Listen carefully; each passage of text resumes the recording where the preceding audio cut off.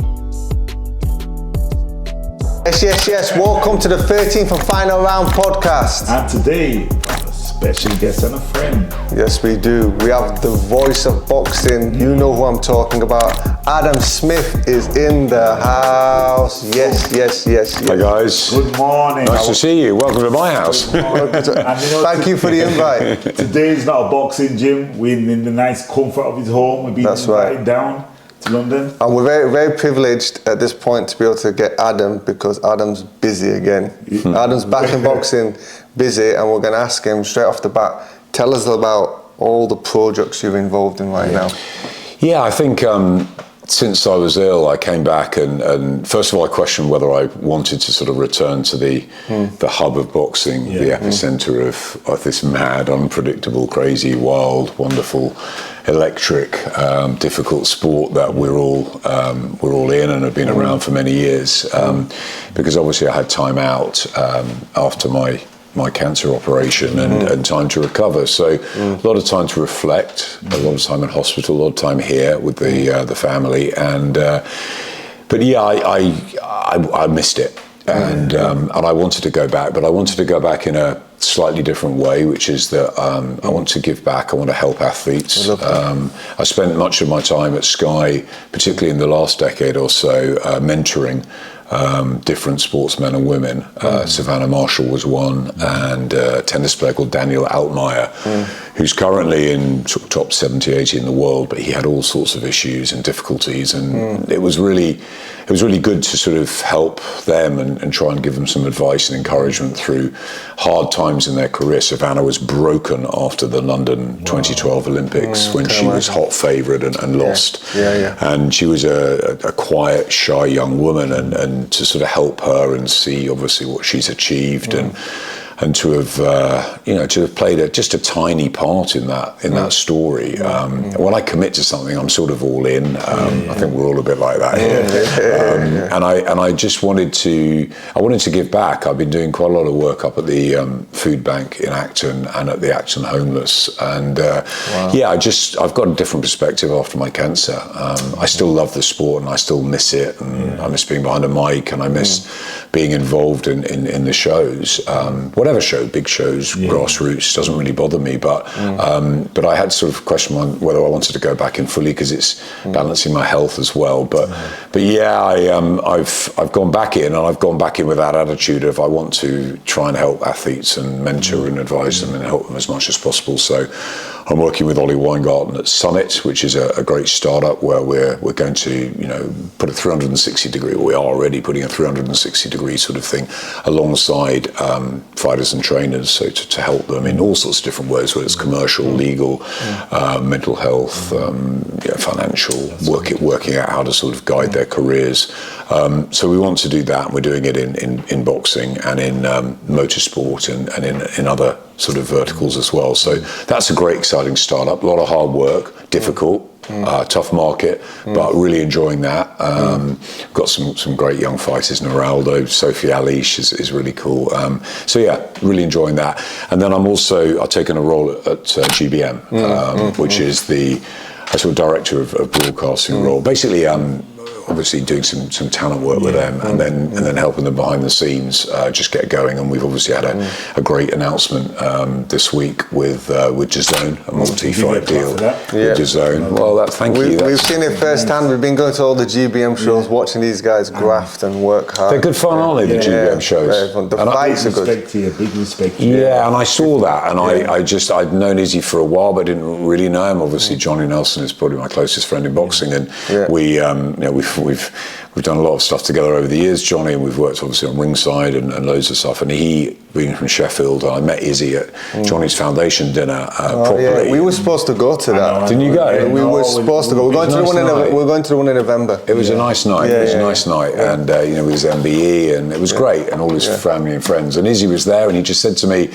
and I wasn't great. I was probably only about 70% recovered at the time. But he said, "Do you fancy doing a bit of commentary?" And I was thinking, well, I haven't picked up the mic in a while, but why not? And it was one of his shows, one in Sheffield, and it was fantastic fun. Who was there? Stevie Levy came out in the ring walk with her son, and Shaq fought, and it was great. And I loved it because it just was terrific atmosphere from start to finish. Good fights. They rolled them out quick. Wonderful production. Memories as well. Yeah, and I just thought I miss it. And then Izzy and I chatted, and Mitch Costello was working there as well. I used to work with his dad, who we lost unfortunately to cancer, and so I'd always sort of hoped Mitch would end up okay. And he's got this great position at GBM, and it was a nice story. So I've sort of been helping them out, and also I'm doing some broadcasting for TalkSport, which I'm fun. I did work for the BBC and on the AJ fight. I've been listening to TalkSport. Yeah, just doing a few other bits and pieces. So good. Yeah, it looks like like we've been speaking to a lot of boxers about the mental health and that. Obviously, you might not have had a mental health, but if you did, what you're doing, this journey, is helping you to recover from mental health, and it's showing other people you can come out of mental health. 100%. Yeah. 100%. So it's good. Like your sickness, obviously. That must have been a hard season. That is a good achievement to anybody, even if you're not boxing, but from cancer. Because I've lost my auntie recently from cancer, and my grandma died straight after. You know what I mean? So, and I've got a good friend. Sorry to hear that. Suffering from cancer now. No, in fact, two friends. I've got to go and visit them. He's 7 stone from wherever. But God has blessed you. If you believe in God, if you don't, but God has blessed you. I do, and I've recover.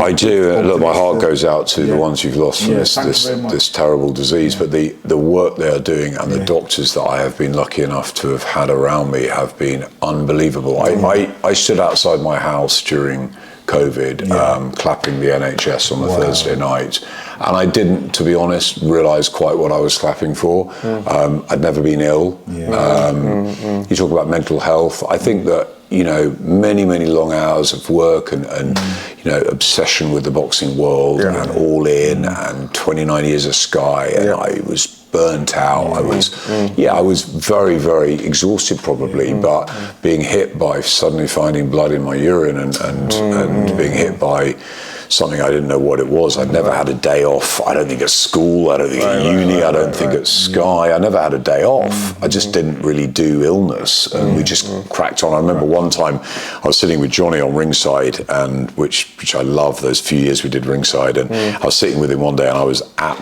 in so much agony. I had just a temperature, everything, and I was saying to Johnny, I was like, I'm so sorry. I just just hope I don't give whatever I've got to you. But we carried on. We just battled through everything. Wow, and it's a good drive there. And then this thing hit me, and at first they told me it was there was blood, and it was obviously I had to go and get it checked out. And I wasn't quite sure what it was. Obviously, I was worried, and they said it was a urinary infection at first, and then I lost a bit of weight, and I felt really tired, and sort of I went back in, and the antibiotics hadn't worked, and then they realised that because the antibiotics hadn't worked, and there was still the blood, there was obviously some issues. So, I was warned that it could be bladder cancer, and they asked me if I'd ever smoked, and I've never smoked. So I was young, I was 51 at the time. They were like, okay, so we don't really understand it, but your kidneys are in real trouble. I'd lost one kidney function, and it was a mess. Wow. Anyway, they got me in, and I had what's called a nephrostomy to sort my kidney out. But I mean, I was very fortunate. I mean, I think if I hadn't gone in within days, I wouldn't be here. And I had the nephrostomy, which helped the kidney out. Then they gave me the biopsy. They found this enormous tumour in my bladder, and it was just massive. And they were like, the good news is it doesn't look like it's gone through the muscle wall, but it's pressing against it. So they checked me for what it was. Obviously, it was cancerous. They checked me, the rest of my body was okay, so it hadn't left through and sort of hit my other part of my body, but it was too late for any radio or anything, so I had to have an emergency operation and have everything cut out. So I lost my bladder, I lost my prostate, and I lost 19 lymph nodes, and they got rid of the cancer, thankfully. But then the problem started for me because I was meant to be out of hospital within a week, and then a recovery of about 3 months, and chemo and all that as a sort of belt and braces. But unfortunately, what happened was I got what's called an ileus, which meant my body stopped working, so I couldn't digest anything, nothing would go through me, so I couldn't eat. So that's when, talking about weight loss, I lost 4 stone in hospital. I was just really, really bad way, and I didn't think I was going to make it through sort of March, April last year. But I just had brilliant doctors, amazing support, family, amazing support from the boxing world. Eddie came and saw me very early on. Ben came and saw me. I had messages from the Warrens, from the Sowlands. AJ and I would talk me through the night. Sometimes Tyson Fury, everyone. I was really blessed, and I think that there's a lot of negativity in the boxing world, and people obviously got their own agendas, and there's a lot of difficult business things. But when it comes to it, I think it was really nice to have a support network out there, and you feel very alone the nights in hospital when no one's there, and it's really, really hard.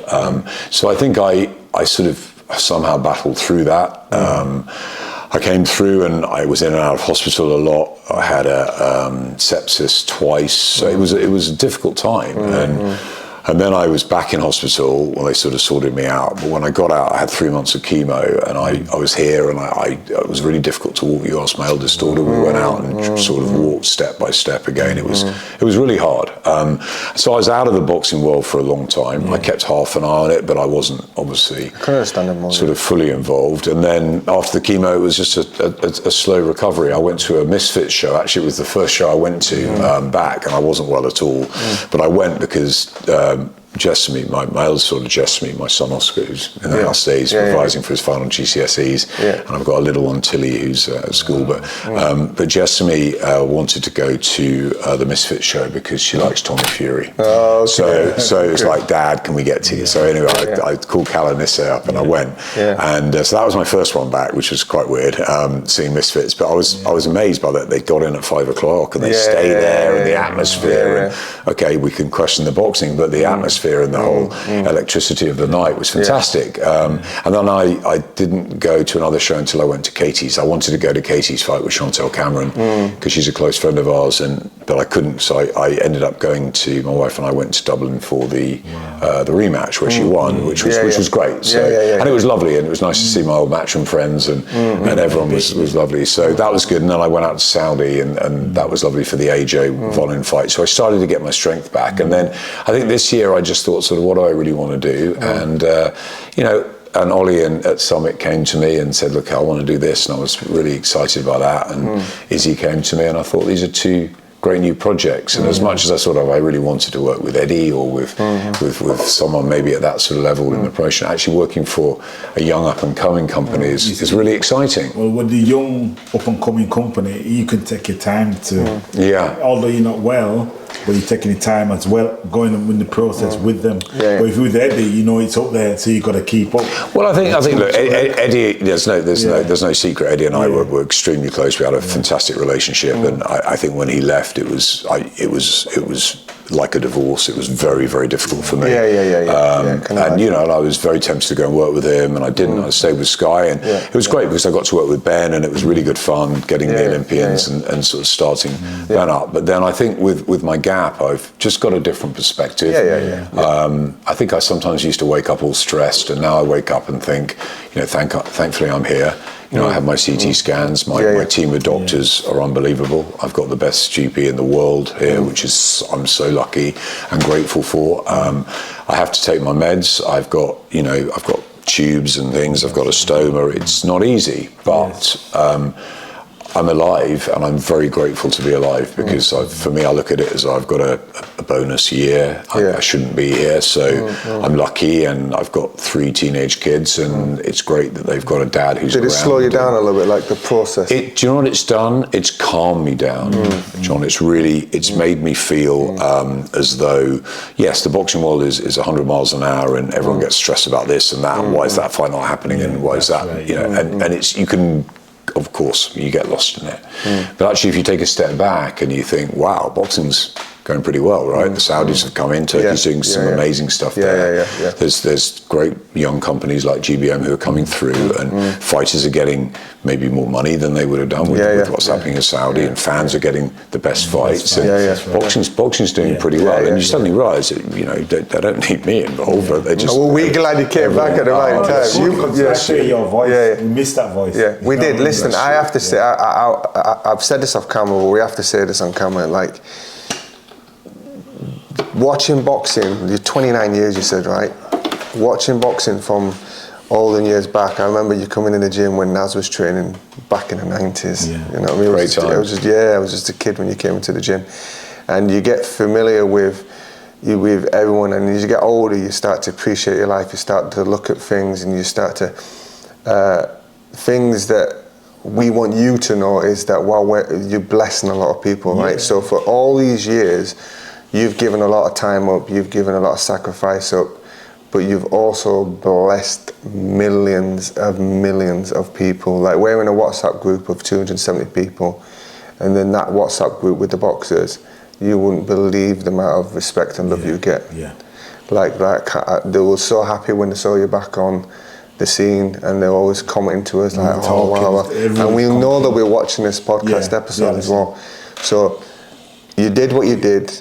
And I'm happy for you on a personal level that you've started to understand that there is more to life, because you have to do that. Like, I've got a wife, I get it, right?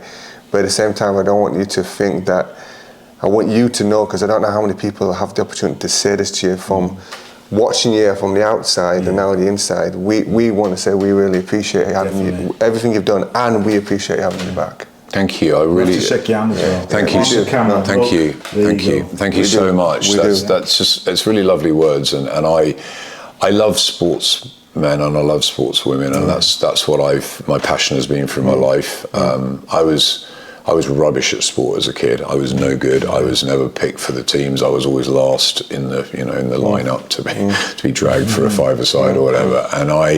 But I love sport. I don't know what it was. It was just in me from a young age, whether it was football or boxing or cricket or tennis or darts or whatever. And I used to drive my parents, my stepmom, mad with commentating on a dictaphone. I used to I used to have a little tape dictaphone, and I used to turn the television down and just commentate on everything. I used to put my duvet up at night and listen to the radio. And you've got such a unique voice, though. Has anyone ever told you how unique your voice is as well?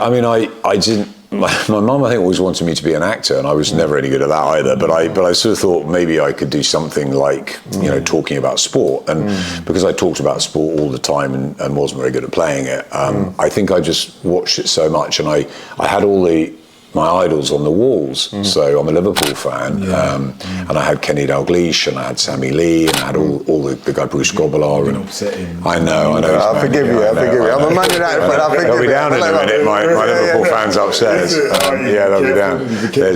Outnumbered. Jesper's got Virgil van Dijk all over her wall. So, but yeah, the passion there was from a young age, and I just love the people up on the wall. There's my eldest daughter. There's Jess and me. A Liverpool fan as well. We'll pray for you. She's a big Liverpool fan. She's also a big darts fan. This one, like I said, Zach's found 2 tickets for Taylor Swift that are under less than £100 from his friend. Zach's found 2 tickets for Taylor Swift. So Zach is her best friend. Are you going as well? I'm not. No. 23rd. You're funding it. 23rd of what? You're funding it. Probably. I guess that's what you do. 23rd of June. So if you go to the barbecue, we can just go straight to Wembley. You can't say no because it's live on TV. There you go. It's just me and Taylor Swift. What you guys say? There you go. Okay. That's the trick. Smart. That's smart. That's very smart. That's very. Can I go? Well, I can't say no now. Thousands of people watching. Yeah, I don't say no very often to my kids. That's probably why I get in trouble. Well done, that sounds great. Off she goes. Done deal. Yeah, and I think now going back to when I was a kid, I had all the sports people on the wall, and Jesse's got Virgil up, and or Katie or whatever, and I've still got. You got to my little study upstairs. There's still got like all the pictures, or even sort of newer pictures up on the wall. For boxing, it was Barry McGuigan and Tommy Hearns. They were my 2 absolute. Barry for everything he did in Ireland, and for Tommy Hearns just because I just thought he was electrifying, and I cried when Hagler beat him, and that was one of the early memories. And then I just got into it. Tyson and Holyfield. I had a chance of working with Evander, and I think I just loved the idea of becoming a commentator. So to hear that is really humbling. As I said, I have a very different perspective on life. I'm very grateful when I wake up in the morning. I'm much more spiritual than I was. I'm much calmer than I was, and I'm just I'm happy to be here. And I know that sounds a bit cliched after a bad illness, but it is. I'm just you look at life in a very different way. It used to be sort of carpe diem, as in seize every day. You've got to do as much as possible. Now it's un diem per tempus. It's one day at a time, and I think it's just taking it in the day and enjoying today, and then tomorrow brings you something different. And I think it's just, I'm very grateful for every day, if that makes sense. I understand what you're saying, because every time I wake up, I go to church, we go to church, and I believe in God, and every single day people say to me, why are you sleeping? I'm waking up at 6. I'm appreciating every day's a blessing. Today I'm not missing nothing. I'm going to do something every day, so when I get older, when I can't do nothing, I can appreciate, say, I've done that, I've done this, I've done that, I've done it properly, and I give God thanks. I don't know where you're coming from. I don't know about you, but my perspective is, when I was younger, I used to live in the future a lot. I'm not a negative person, so I never really used to live in the past. I mean, I've had a horrific past, but it's irrelevant. Don't let it define me. Absolutely. But I don't live in the future as much nowadays as I used to do when I was younger, because I take every day as a time, because I realise I've had to learn to be patient. Just enjoy every moment. It's hard, because I'm not a patient by nature. I want it now. It's like even with what we're doing here, and we realise that we can make a difference. Being ex-fighters, talking to people about boxing, we realise there's something in that. And then we're surrounded in our field around, let's say, famous people, like teenagers with tripods. But we just have to say, we're not in competition with anyone. We're doing our thing. We're doing our thing. We're in competition with ourselves, and every single day, enjoying every single day and taking it at a time. Like, it's not every day we meet Adam Smith. For us, this is. But for me, I'm really grateful that you've come round, that you've taken your time out. I know you're busy, and I'm honest. It's like, I think when I was running boxing at Sky, and it was just the high end, and you sometimes don't have time. And I remember having like 2 phones, 3 phones at times, and it's just like, but the pace is very different, and I think that it's great. Look, I loved, cut me in half and I bleed Sky. I just loved every minute of it. But someone said to me yesterday, say, now you're going with GBM on DAZN. Is that weird for you because of all your time at Sky? And it's obviously, I've still got a lot of great friends at Sky, and I loved Sky, but I did a long time there. I was there a long time, and I think that times in your life you need to change things, move on, do different projects, and I look up to my dad a lot, who was in retailing, and he was at this sort of very high end of retailing for a long time, and then he took some time out, and he just sort of shuffled his thinking a little bit, and he got into different projects, and that was when he was in his early 50s like me, and now he's in his 80s, and he's still got those sort of non-exec roles and different things he has, and it's kept him absolutely sort of focused and mentally absorbed and happy, and he keeps himself physically in good shape. So that's a great thing, because for me, I love sportsmen and women. I always say to people that we couldn't do any of this without them, and I don't mind. You two fought, right? I love every fighter, whether you're 4-rounders, 6-rounders, whether you've got a 10 and 26 record, whether you've got a 46 and 0 record like Joe has, but it doesn't matter to me. You guys are braver than I am. You got in a ring and fought. I could never do anything like that. Okay, people say, oh, you were brave to get through cancer. I had no choice. I had to get through, otherwise my 3 kids would not have a dad, right? So I did everything I could to fight.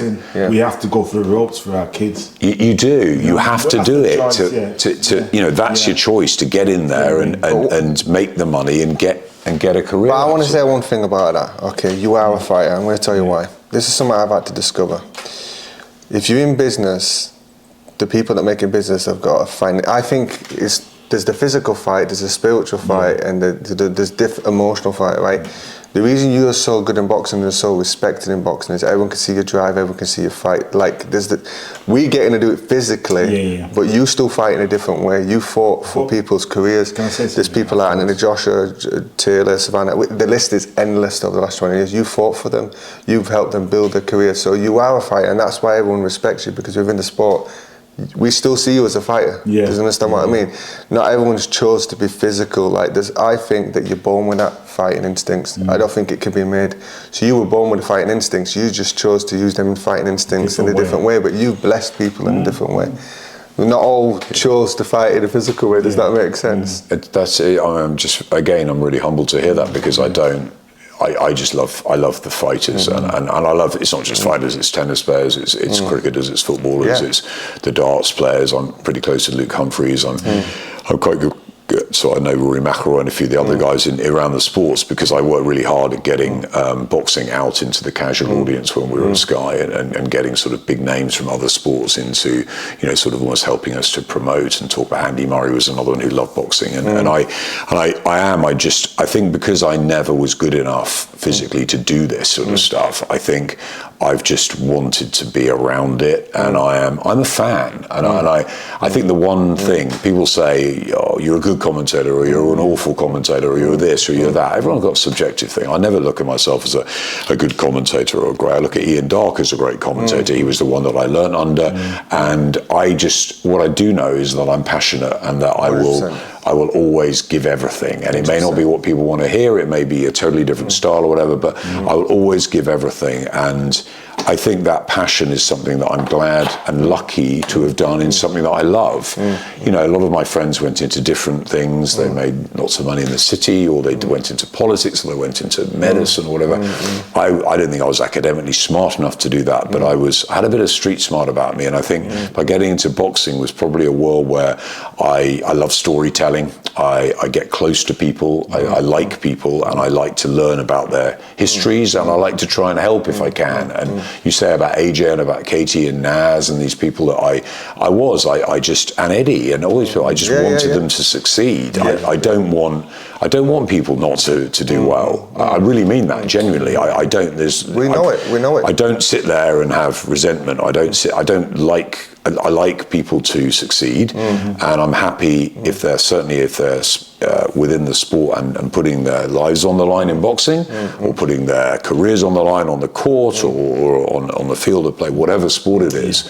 I look at that and think, wow, they are so dedicated and determined. And for me, if there's anything I can do to help make them a little bit happier in their life afterwards, because their career is their career. And sometimes you can't tell a fighter, well, they won't listen because they are just laser tunnel focused on getting in a ring or getting on a court and winning. But actually, there is a point, as you guys found, as Spencer Oliver found at 22, as Tyson Fury and AJ are going to find in the next few years, there's going to be a time where your career stops, and you could be very young or you could be middle-aged, but you're not going to be old.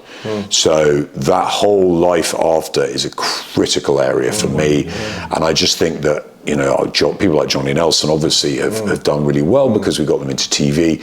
There's a lot of people, I guess, that are struggling out there who don't do well, and even the ones that have made a lot of money.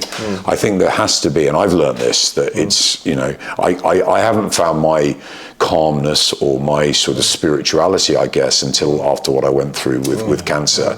And now I'm grateful. Hey, you know, I'm not stupid. The cancer could come back. I may have not long on this planet, but it might not. And I might have, like Tracy M, in many, many years, she's had the same thing as me. She's a massive inspiration. Her stoma splits in the middle of shops, and she talks openly about it. And, you know, I may be that I live another 30 years. I don't know. I don't know what's happening tomorrow. All I know is that I just want to be the best I can be today, and to try and give back a little bit, and to try and do the right thing for my family. And I miss the boxing world because I guess it's what I knew, and I just want to try and help a little bit more now, maybe than I was in the position before where you say I helped AJ or whatever, but I guess I was helping myself, right? I was helping, you know, drive me and drive a team and drive a company.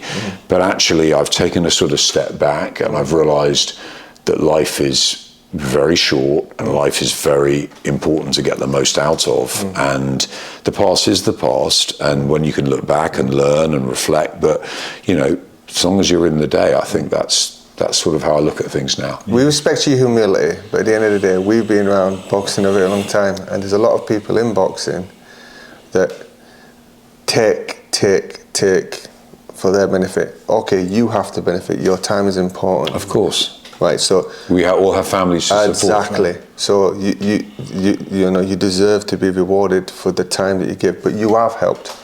You've helped the fans. You've helped people enjoy boxing. You continue to do that, and that humility that you're showing is great. But at the end of the day, there are certain people in boxing that have taken. What I get from you is, even if you're involved in something, you add to something. You don't just take from it. No, and so you've added to things, and you should be rewarded for that. But that's why we do the 13th and final round, because we realised a lot of things you're saying there we can relate to similar. We're like thinking, right, we've got all this talent, we've got all this experience, we've come out of boxing.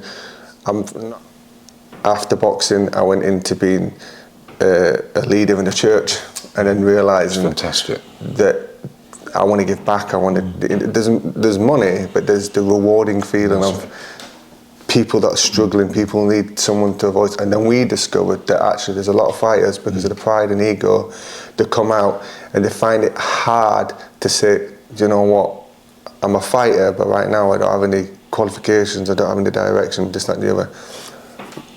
Just two names, Spencer Oliver and what Spencer went through in his career. You give an opportunity, you saw talent in him. Look at Spencer's doing amazing things now. Same with Johnny Nelson, who we're very close to. So you do identify talent. You do identify that you can't help everyone, right? No. But you can try to help the few. It's like when I go to my wife's country, Indonesia. I'm not a millionaire, but I always do a thing where I try to identify a person and bless a person out there, because I can change the direction of one person's life. That's all you can do.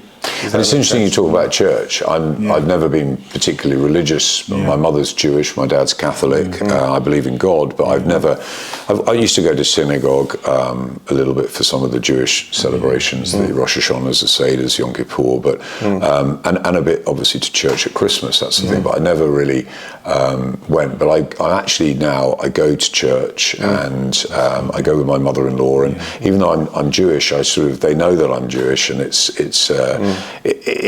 for me it's a place of peace and a place of tranquility, and togetherness. And I think what I've missed from leaving Sky and fighting this whole sort of battle is is a team and is a sort of community. And I found with Summit, it's a small team. With GBM, it's a slightly bigger team. But I miss that team spirit. And when I was at Sky, we had great teams, and without what I did when I took over the running of boxing at Sky, and Barney Francis, who was a big boxing fan, the MD of Sky Sports, who was amazing, he took a chance on me because I'd been a reporter, a commentator, a presenter, and our old boss left, and he said, I said, why don't I do it? Because I know the sport, and I was a very bad man manager. If I didn't know what I was doing, and people were running sort of, everyone was doing their own thing, but I had to get an order pretty quick, and I was really inexperienced. But what I did was I tried to get really good people, much better than me, in the roles where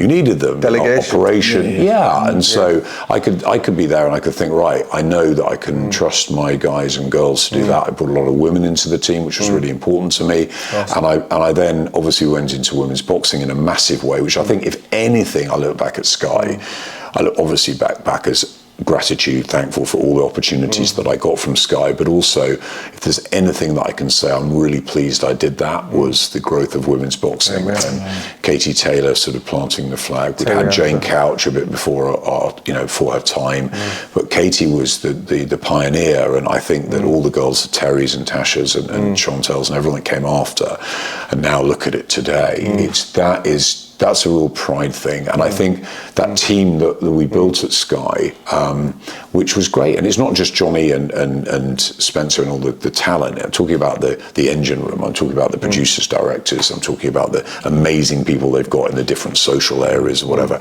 And that was a great team. And you worked hard as a team, but you also had a night out, or you had a dinner out or whatever. And I think I missed that. And sometimes now I see at events the old Sky team, and it's really, there is a feeling of missing. Tomorrow night I'm meeting up with some of the old and new Sky guys, and really excited about that, because I've missed them, and it was a massive part of my life. But I still very close to Jonathan Licht, who's the MD, and gave me many opportunities too. And Sky are the best platform in the UK for sport. I love Sky and will always do. But I found a different version of me, if that makes sense. I found a post-cancer version, which is I'm a very different. I see life very differently. And I know that it's a rush, and there's stuff every day. And when my daughter just comes in and asks for Taylor Swift concert, my son will be down in a minute and say, "Where's lunch?" And my little girl will be back from school going, "I'm not going to boxing tonight." And there's all the sort of the difficulties of life, but I'm lucky. I'm here. We're all here. We've all got through, and. I know fighters have difficult times and past times and whatever, but I think that if you can just learn from those and, just try and do something. And I think the food bank for me was the one thing here. That was the thing. I'll be honest with you, I didn't know what a food bank was 3 years ago. No idea.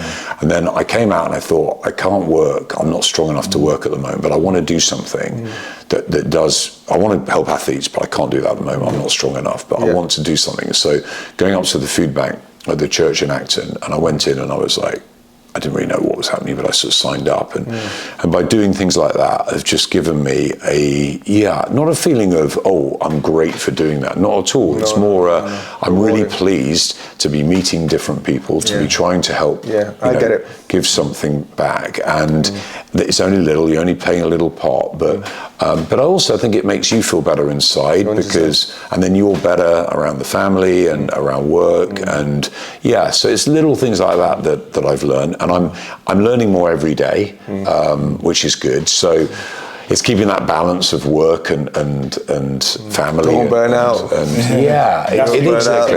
It's exactly. And I think that's it. I think it can creep up on your curve. But I think 29 years of Sky.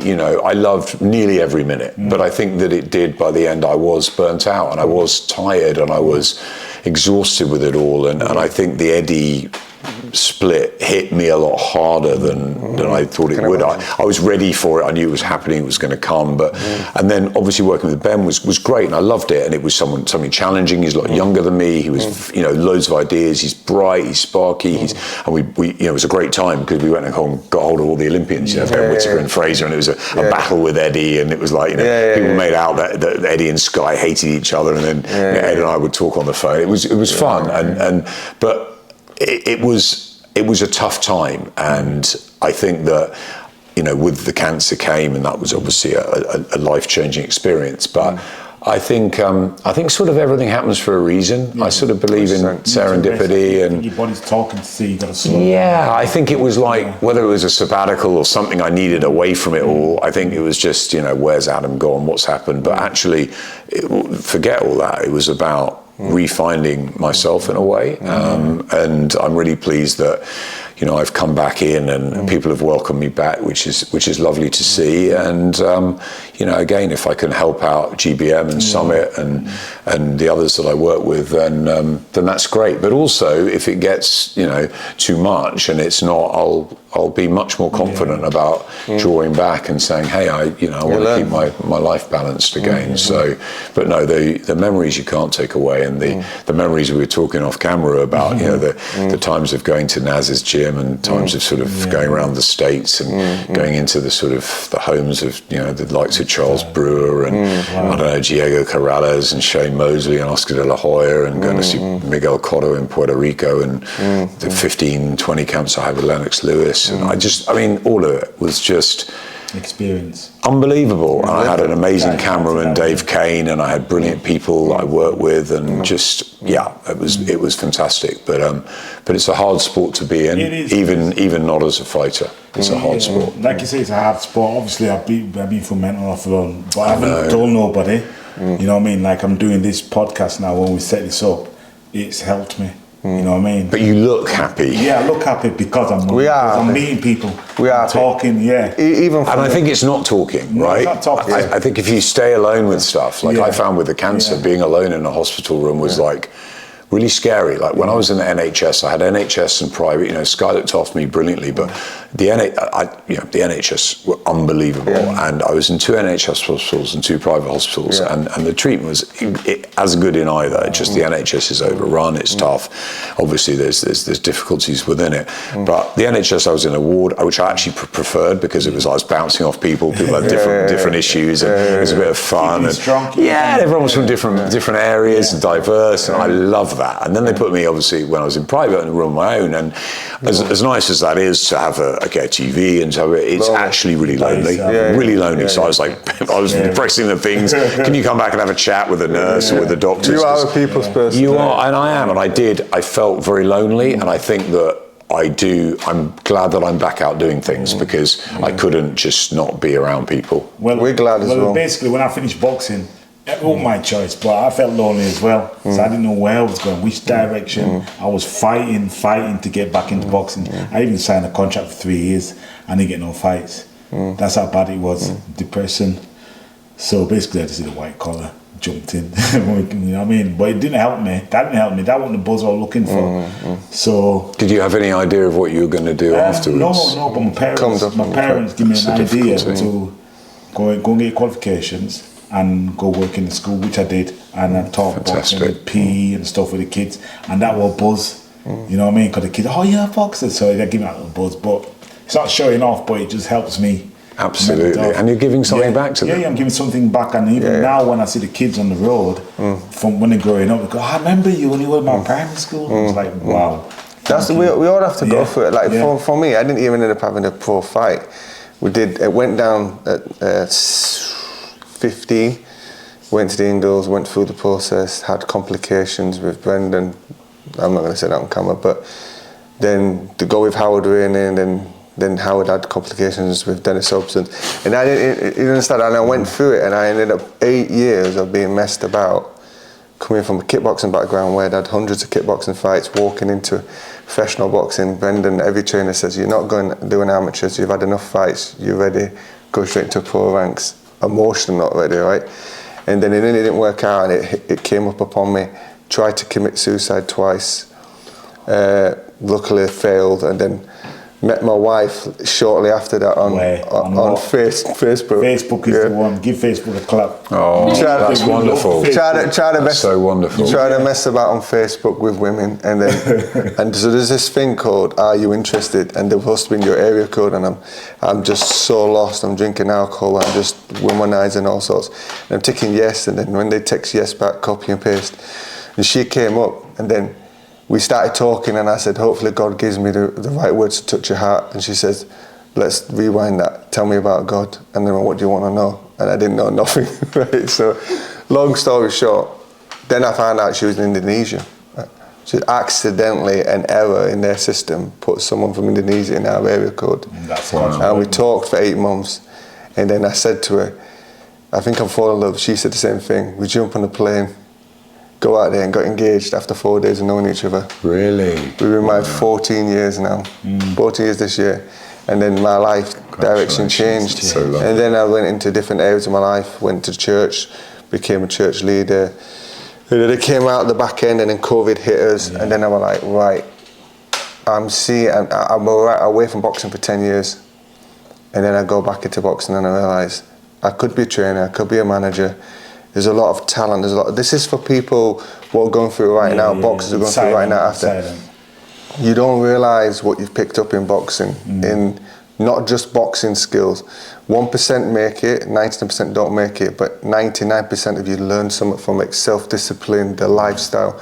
You have so much ability and talent that you don't even realise inside you. And this is why we do these interviews. And I forgot I was on a podcast, because the way we do it is a chat. We don't write questions down before we come. It's nice and relaxed. Yeah, exactly. Because we want to show we're speaking from, you know what I mean? Absolutely, and that's exactly right. And it's so lovely to hear that story and of all the difficulties you had. And again, it's giving back, and it's just it's sort of helping to educate the fighters now, that because it is so single-minded. It's you're in the ring on your own, the dedication to training, and all those skills you learn, the commitment, the perseverance, the self-discipline, taking a loss, learning from that. All of the things, there's so many things you can do with that.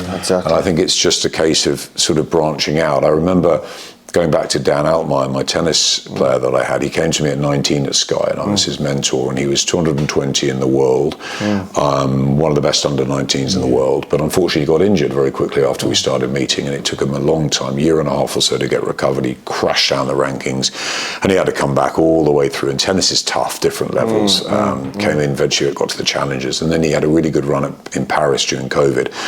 He got through qualifying, and he won like 3 rounds in Roland Garros. So suddenly he came good again.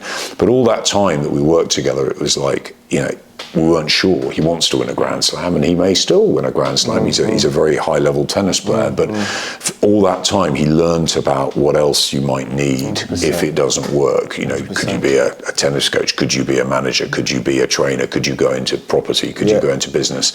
He speaks 5 languages, I think. He's a bright guy. He's got a good family around him. So I just wanted to sort of plant a few seeds there, that when things weren't going well, just remember that if it's cut short like that, there is life beyond, because I think it's so difficult. You're just thinking of the next fight or the next match or the next tournament or the next whatever. And I think when that goes, and you've got the adrenaline, and you've got the lights are off, or the fans, whatever, and you remember the days of Naz, or whether it's Ricky, or high level, or whether you're just a journeyman fighter, or someone that is doing it as a sort of almost second job.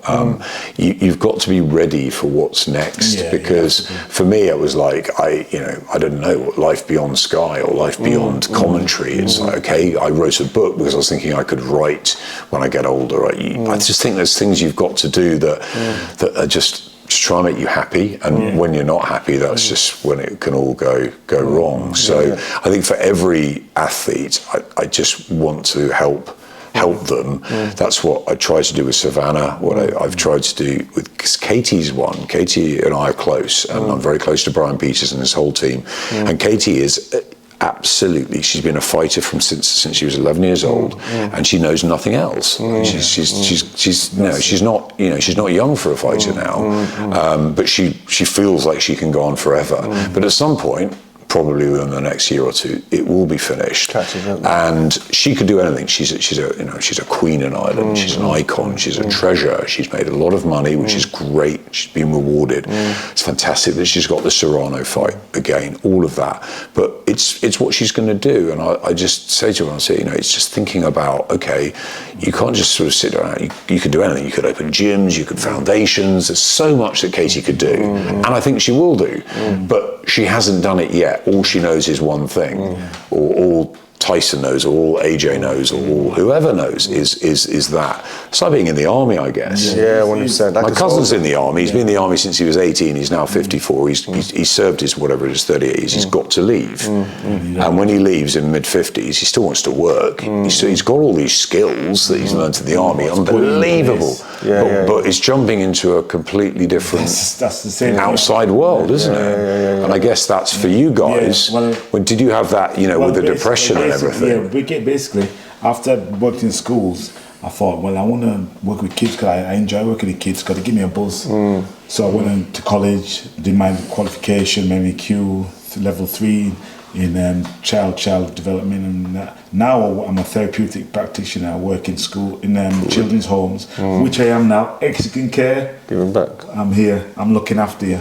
So That's so nice. Now I work in children's home. They always ask me, when you go on a podcast, just mention our name. I said, no, I can't mention your name, but I'll mention. Do it one time. Give it a shout out. Lakeview, we're here. And therapy and helping, and my wife works in special needs at my daughter's school, and all of that it's really great to give that back to, especially the kids. Before the children's homes, I started off working with mental health, learning disability, which I loved, but most of the residential I died now, but I love them all. You know what I mean? Before I that's the sad thing, isn't it? And you get close, and that's what I think that's what you found in the boxing world. You get close to fighters. I got very, very close to Naz, for example, very close to Ricky. You can't help it, and you do. And sometimes things change, or they're not happy with something, or whatever, and you get so close, and you suddenly got to remember, okay, I'm a broadcaster here, but actually, you get it's stories, isn't it? It's journeys, and you're living it with them. You're living it. It's exact. You hit the nail on the head. You're living it with them. That's what I felt with Ricky. He'd chuck us his keys, open the house, put the kettle on. You're living with these. We trained. So I trained a bit. We both. This is a funny story. Right? So I was at the Ingles, and I was staying with Reece Sherman Jr. This is crazy how we figured this out, right? So when I decided I've got to go away from the Ingles, I decided to go to train in Manchester at Phoenix Camp with Billy. So I basically left my bed. On the same day, he left his bed in Manchester. Really? He took my bed in Sheffield. They went like that? Yeah. And then about 20 years out, I was at Billy Graham's in Phoenix Camp. Remember the one at Salford? I remember it very well on the corner. A cup of tea. Absolutely. And then Ray Dean Martin, and then Joe came out of that. Billy was unbelievable. Phoenix. Eddie Bingham, Carl Thompson, all of them. Training for the Newbanks fight. Viking Foster. Steve Foster. Steve Foster was one of the first I worked with. I think Morris Hardcore. Hardcore Morris. I like Morris. He's on our WhatsApp group. I know. Please say hi to him from me. Well, he's on the boxing group. You can say hello.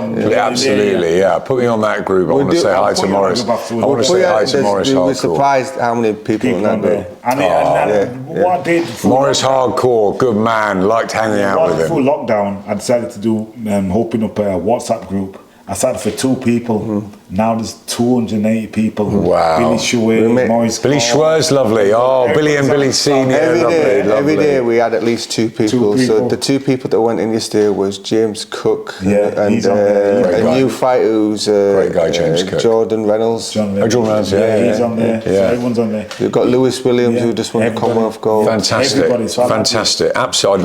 I'd love to reconnect with some of them because they were great stories. So you swapped over. You swapped beds. He swapped beds. And we found out 20 years later, we were telling the story. That was ultimately, obviously from the fight what I had. But you didn't know each other at the time? No. But in spirit we did.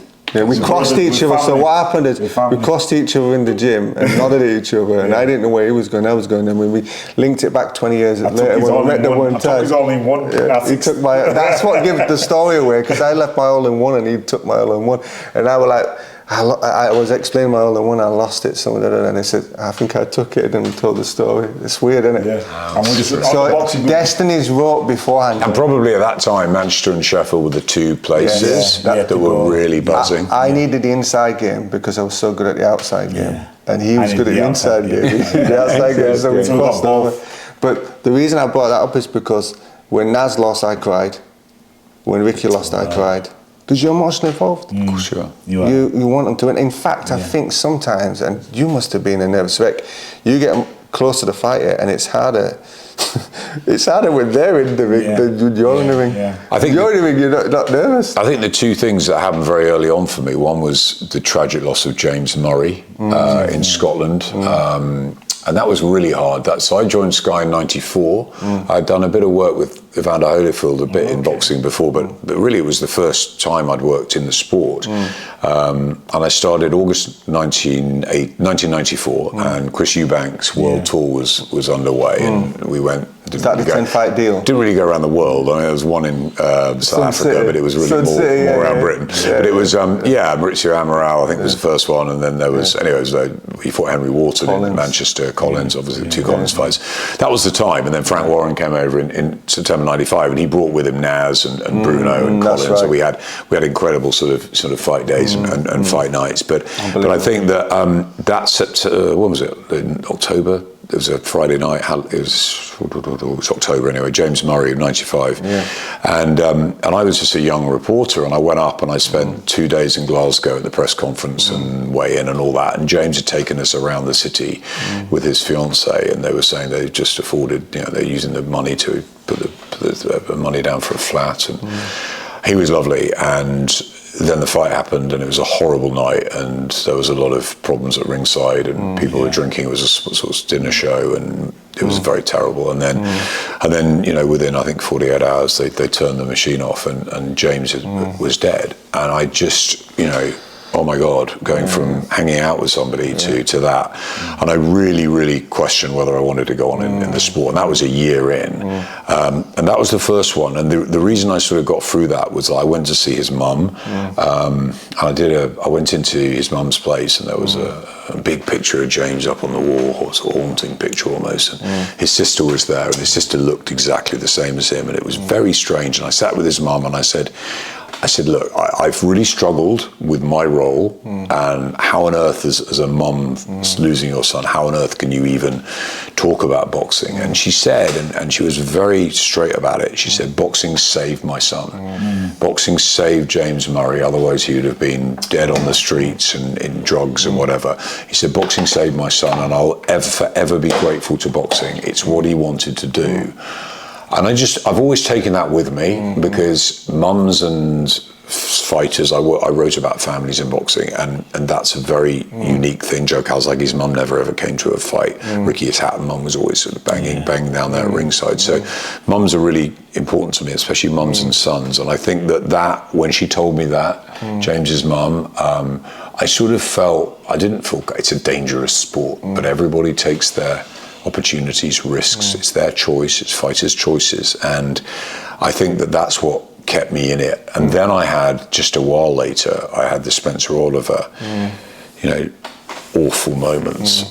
Paul Ingle as well, beyond that. But Spencer and I were particularly close, and we worked together a lot. And it was sort of, it was all happening right in front of me at ringside. And I was at the hospital, hanging outside, waiting for news. And to see Spencer make this unbelievable recovery, and then to have the opportunity to say, he was lost. He's like, I don't know what I'm going to do with my life. And to say, hey, Spencer, why don't you just come and do a bit of work with us at Sky and just see what happens? And then he did, and then look at him now. He's run with it. He's just everywhere, and it's just such a great story. Let me just rewind back to the Ingle one. I was sat ring, so Ishan Pickering fought for the world title that night. He did. I remember that. So I was living with Isham, and Isham had to make 8-6. And this is open, so Isham won't mind mention it. Isham was fainting, he was collapsing, he was getting hot baths. I had to help him make weight. Before the fight? Before the fight, because he had to drop to 8-6, I had to carry him around the house. I was living with him. And I was like, don't do it, man, don't do it. He fought Martinez, he got stopped when he switched, and he switched stance. Yeah, but he was just unclouded. Even when we were going to the ring, he was not receptive. I'm like, I was crying, I was like, don't do it, man. Like, don't go through with this fight. And then how much you got paid as well. And it's like, it's not worth it. But that night was an emotional night because I saw Ishan got knocked out first and I was dealing with all that emotion. And I'm sat ringside and then Paul Ingle on the same show got the thing. And I remember it was on a Saturday night and I was back in on the Monday morning and I was crying. I was hitting the bag and I was crying. And Brendan had noticed and he came up and says, "What's up?" And I told him I was feeling, and I was like, I don't want to do this no more. I don't want to be in that situation. I remember what he saying to me, he says, the reason that we train our fighters the way we do is you'll never have to worry about that because even if you lose a fight, you're not going to get hurt. You know what I mean? And that's why boxing for me has to be taught properly. You have to give the fighter the best opportunity, teach him.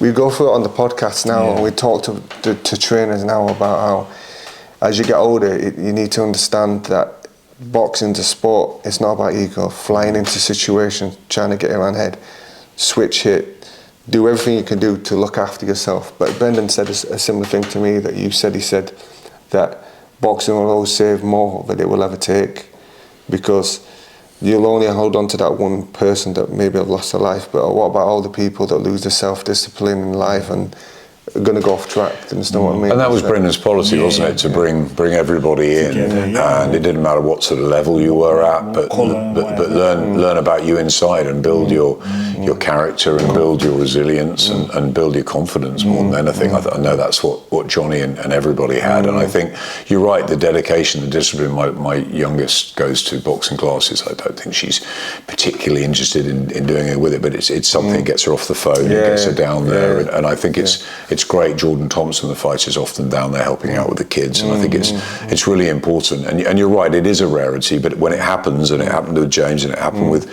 Spencer almost, thankfully he made the full recovery, and then it happened with Paul, and that was the night that Calzaghe fought Richie Woodall, I think, and that's right. And they were best mates, and it was almost that was weird, and it was a strange night, and it's it weird, does. sure.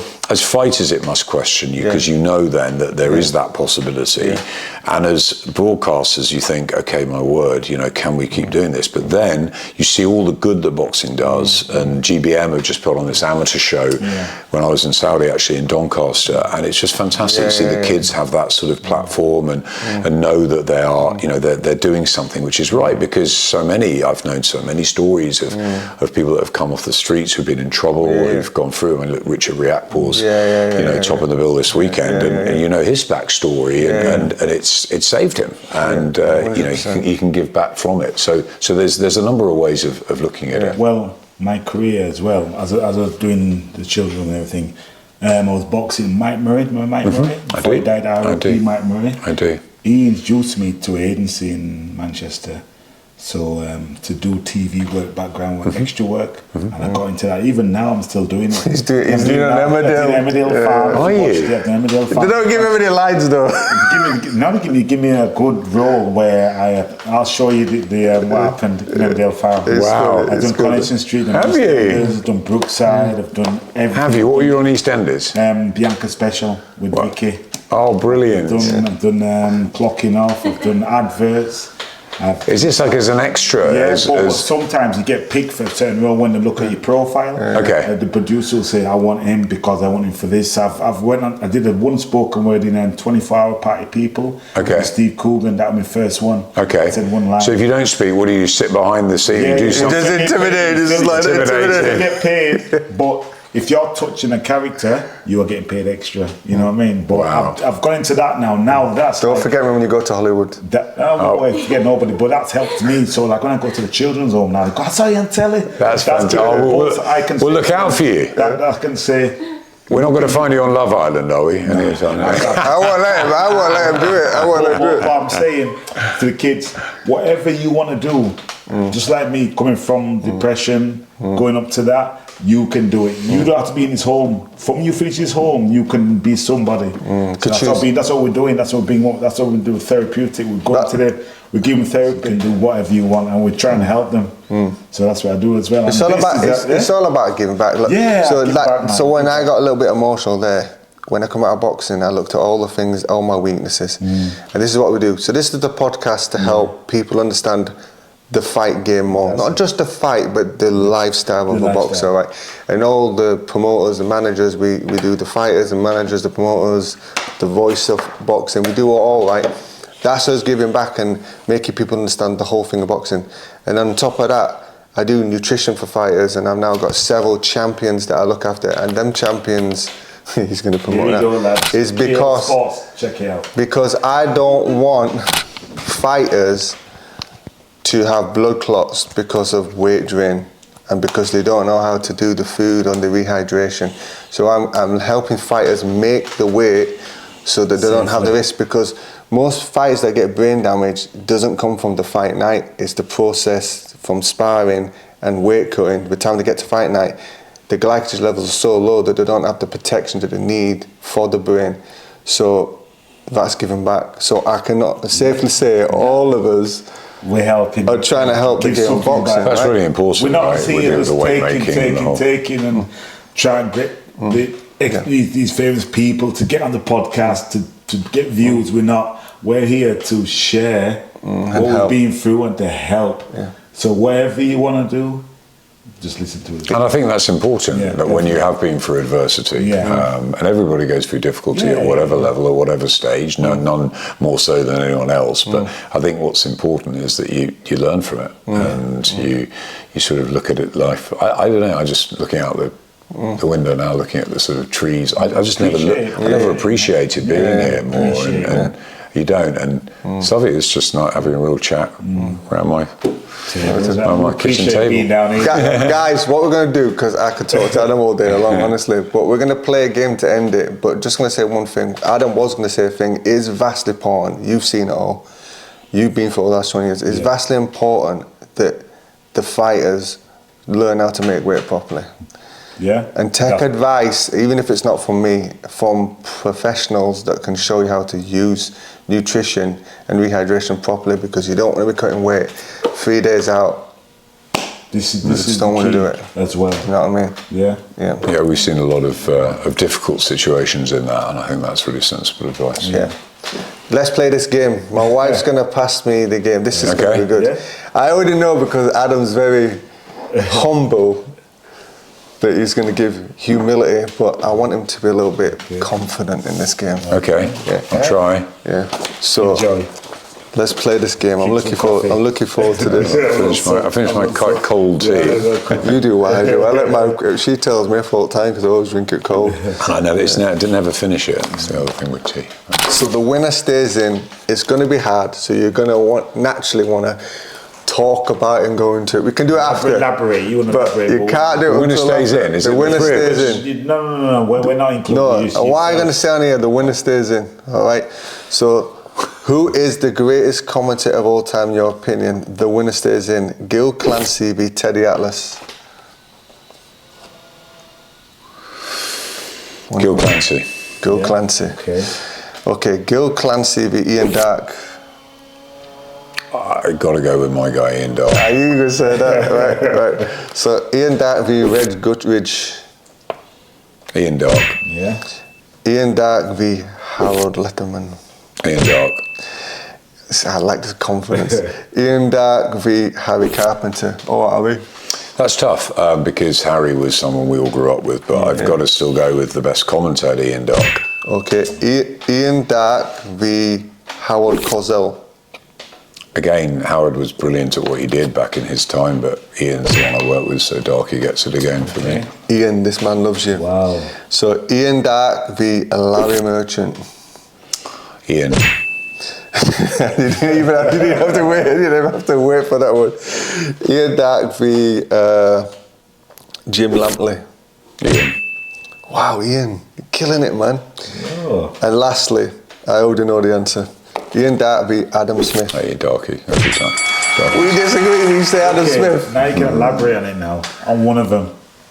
Pick one of them out of there. If Ian Darke wasn't in that one, who would you choose? Have a look at that. Who would you choose if Ian Darke wasn't in there? Harold, probably. Well, I worked with Reg, but I worked with him towards the end. But like for me, it was Jim Watt because I worked with him so much. Yeah, Jim Watt was good. Harry, Yeah, Harry. Jim Watt was good. Jim Watt was brilliant. Harry Carpenter was. I guess he was the soundtrack for me. Yeah. If you say that, I'm the familiar voice for some of you guys, I think for me Harry was. Yeah, for Frank Bruno as well, wasn't it?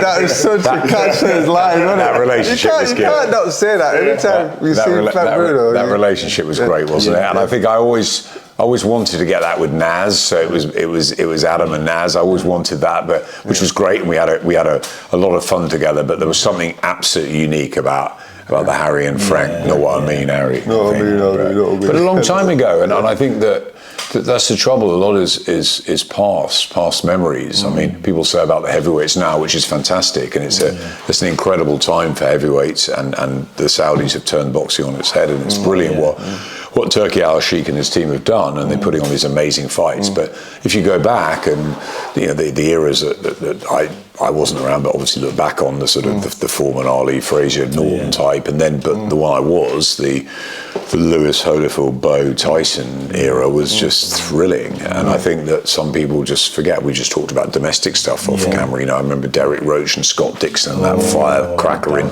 We know firecracker Derek in. We know Derek. Derek's a great guy. Derek's a great guy. And Derek trained me actually. Did he? Yeah. That firecracker in Edinburgh with Michael Gomez and Alex Arth. All those sort of things that people don't really talk about anymore, but you remember and you think, okay, they don't, because it's modern boxing is very different. But you can't really, it's difficult to compare eras, say, would Tyson Fury have beaten Mike Tyson have beaten this? But it's great to think about sort of fictitious stuff like the pound for pound list. But I think it's important to enjoy each era, and we were very lucky at Sky to have a golden era of when I guess through AJ and the London Olympics, and it sort of introduced a whole new different fighters, and then we went in from arenas to stadiums. That was for me, that was the sort of 2013, 14 to 2019 sort of time was just unbelievable, unforgettable, wasn't it? Unbelievable. I haven't really been to a stadium fight yet, so I'm looking forward to that. Well, September 21st looks like a big Wembley night with AJ and Daniel Dubois. So we should enjoy that. We're in Don Charles' gym all day Monday, but we're back at Don Charles' gym on Saturday. Are you? Don's a great guy. Don's in Germany. He's gone to Germany and he said, right, here's a gym. Take the gym. He left us in charge. He left us in charge, He left us in charge. And everyone left. Send him my best and say hi to Daniel and to Tony Oka. They're good people in that gym. Don's a great guy. I'm delighted that he's done well. He had that with Dubois. He deserved a massive night. He's a great guy. He knows a lot about boxing, and thoroughly good bloke. Wow. Guys, we're gonna have to leave it there. We want to go on, but we're gonna leave it there. This hopefully won't be the last time we speak to Adam. Of course, keep your eyes on it. Before we go though, we want to leave the last word with you. What do you want to say? Leave an encouraging word or last word, anything you want to say to the audience.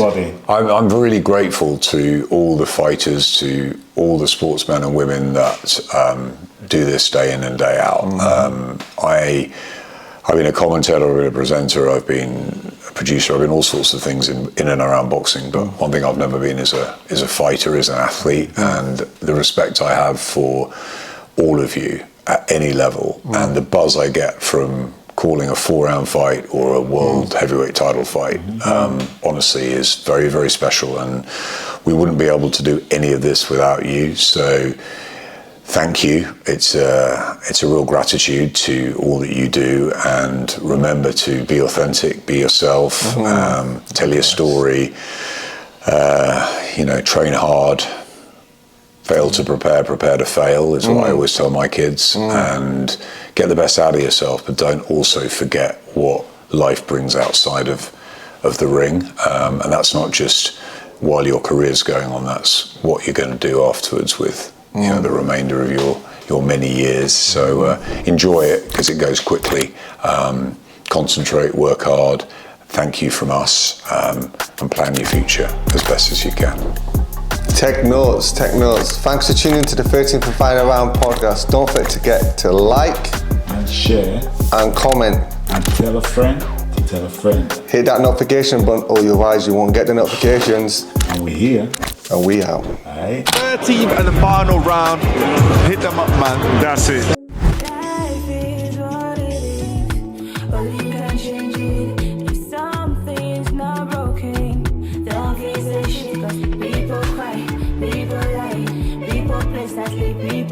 my people die.